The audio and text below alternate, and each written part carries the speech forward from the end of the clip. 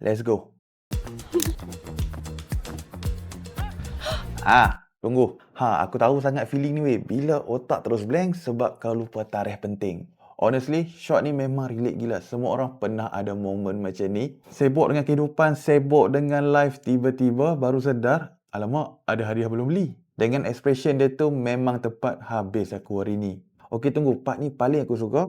Dia terus full jadi fast flight mode dan paling smart dekat skrin kiri tu apps Google Chrome, tapi dekat kanan skrin dia terus jadi AI cari kedai bunga paling dekat plus ada shortcut. Ini baru multitasking.